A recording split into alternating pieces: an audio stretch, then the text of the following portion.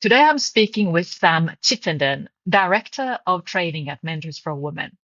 Mentors for Women is a community built to connect women with experienced mentors who can offer support, guidance, and encouragement on their professional and personal journeys. Sam is responsible for developing and delivering the training that prepares our mentors to do this work well. Today, we will talk about what mentor training at Mentors for Women looks like, why it matters, and how it shapes the quality of every mentoring relationship on the platform. Sam, tell us about your role as Director of Training at Mentors for Women. What does it involve? Essentially, I'm responsible for the development program that we offer to our mentors within Mentors for Women. I've worked with Diane, our founder, to design the program, to design the materials that we use, both for online and in face-to-face in-person training, to make sure that it's structured in a way that allows for progression. And at the moment, I also deliver the training. We've recorded some of the videos myself, and I would deliver the face-to-face training. Although in future, we'll be running a Train the Trainers program. So I will be working to train those people who will become part of our training body. You have been developing and delivering training programs for many years. Did you get involved in mentor development? What drew you to this work? Most of my career I spent working in the health service in the UK and the NHS in leadership management roles. But I think towards the end of my career, I was spending more and more of my time working with people, developing people rather than services, and realised that was where my heart lay, that working to bring out the best in people and support them was something I was really passionate about.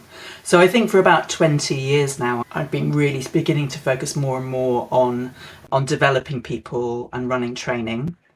And I think about 15 years ago, I studied with an organisation to do an Institute of Leadership and Management certificate in mentoring and coaching, and became a mentor and coach myself. So I was doing that as part of a portfolio career, delivering mentoring, delivering coaching sessions.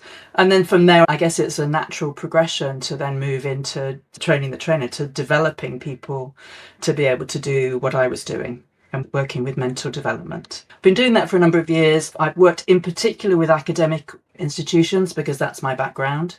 I've worked with universities and a fantastic organisation called the Academy of Medical Sciences who run mentor programs. I've been helping them to run the programs, helping them to develop the mentors, and also supporting the mentees, the participants in those programs, to understand what good mentoring looks like and to make them really good consumers of mentoring so that they ask for what they need and hopefully get what they need.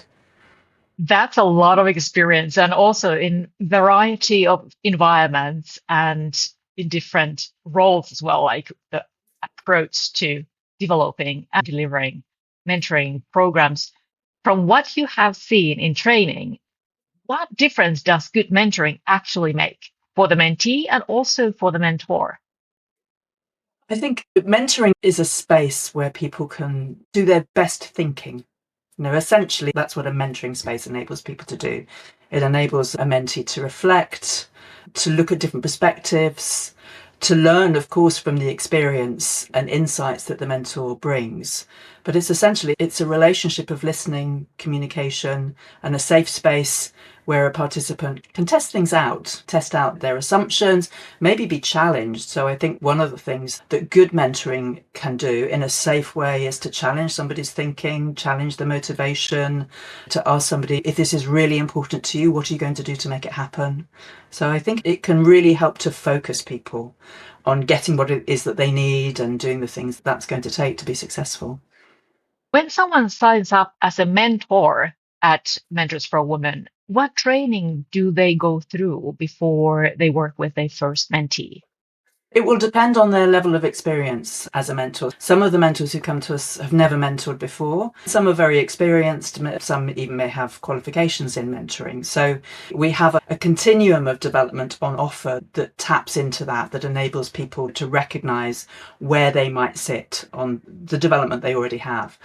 At the same time, it's really important that our mentors understand the ethos of mentoring that we have within Mentoring for Women, understand the values that we're trying to develop, We offer a range of training that goes through from some online webinar training, which has a question and answer session at the end. In order to progress from one level of training to the next, you would have to successfully answer those questions. And then we start, once people have done the online training, we then offer face-to-face training, which also combines with networking. At the beginning, you said one of the things that's important about Mentors for Women is the community of women, the community of practitioners that we're looking to develop. So our training also incorporates opportunities to network and share with each other. We progress through different levels of development, from the kind of the basics around what makes mentoring work through to masterclasses that are much more in-depth around different areas of communication, relationship, managing conflict and difficult conversations, for example. The training programs are aligned with recognized leadership and mentoring standards. Why did Mentors for Women choose to anchor its training to the ILS framework? Yes, I mean, we're aligned with, I think it's important for mentors. I said already, some people will come in to Mentors for Women with qualifications, having had experience. So aligning our levels of training, of development, enables them to see where they might match up to. I think it's useful that all of our training feels that it's portable. So the competencies that we cover within our development are the same competencies that you would find in any of the accredited external programs. And in the fullness of time, we would want to accredit our own programs so that they fit within that framework, so that our mentors can then port their qualification from one place to another. Developing and providing mentor training takes real investment. Why is Mentors for Women committed to mentor development? I think what we find time and time again from the women that we talk to is that there's a gap in what's on offer for them in their career progression and in just managing our lives. Where do we look to for wisdom? Where do we look to for support? In our personal lives, often we have friends, relatives, people we can talk to, but in a professional or corporate environment, that can be challenging for women, particularly if they work in fields where there are relatively few role models that they might be looking to of their gender that they can recognize as somebody that they might look to.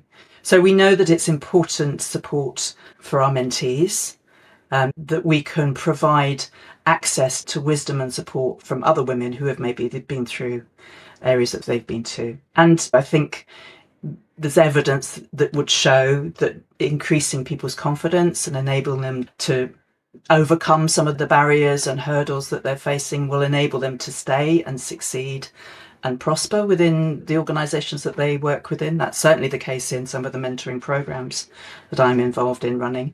And that's a good thing for the women themselves, but I think it's a good thing for organisations. It's a good thing for society that we have access to sharing that information. I think we live in a world where the worst case is where people are afraid to ask for help or afraid to say that they don't know the answer, that think that people can do things on their own. And we have only too many examples of where that can go wrong in society.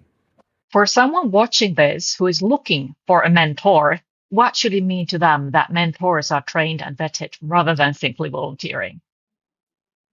I think it's an important part of our quality assurance process that somebody has undertaken some development, understands the ethos and the values that we operate within Mentors for Women, and that there's a process of keeping an eye on progress of the mentoring, making sure that it's working.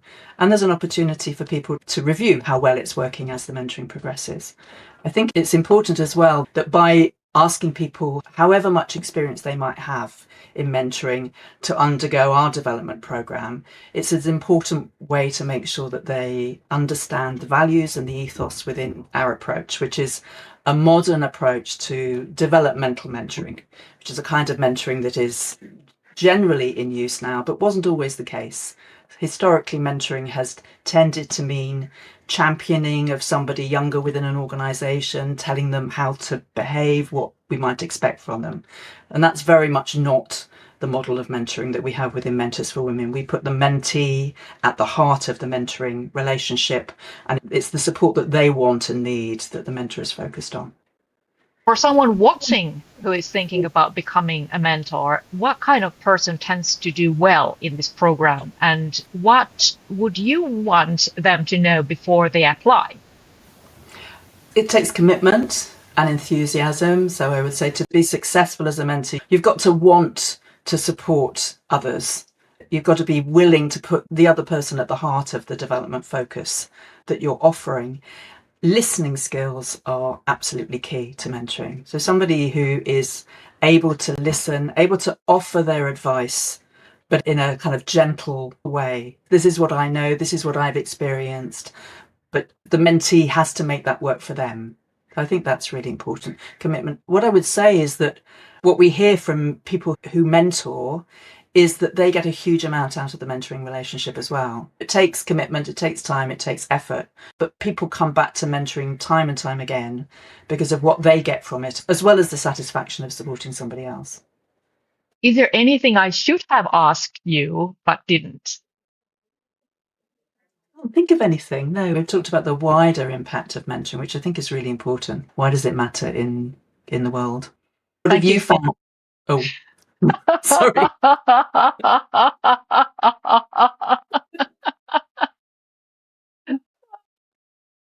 You had a question to me. I was going to ask you about your experience of training or development in this field. What's worked for you? What has worked for me, based also what you have seen, there is a various kind of training and the standards really matter. So what I really love about Mentors for Women training is that there is a framework that is recognized, and also that you don't just say that it's based on ILS or ILM. It is not just based on these standards, but you actually know what these standards mean and how they look like. And that just gives a quality assurance also as a mentor. And it's always also about the people environment. You know that you are in the same pool of people with similar standards and understanding what they mean. So from the professional point of view, it is very good to be in a good pool of people. And Mm. also, of course, it gives you also confidence and also credibility when you are accepted into that pool that is professionally trained.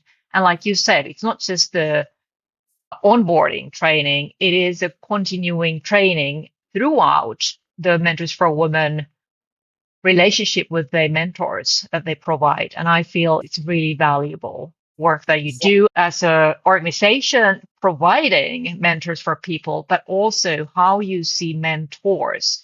They are collaborators. You're not just wanting to get a lot of mentors so that you can boast that we have all these mentors. You're actually working with everyone for everyone's benefit. Yeah. I think the other thing that's really powerful is the idea that our mentees can also join that continuum. If they're attracted to the idea of mentoring and their experience of having a mentor is good, we would hope that some of them would decide to become mentors themselves, would start the training so that we've got a rich pool. It is a wonderful path to first experience mentoring from a mentor at Mentors for Women and then choose to become one. So for someone who is hearing this and they're like, I don't have any experience as a mentor, so how could I even consider to being one? So what would you say to a person pondering that type of thoughts?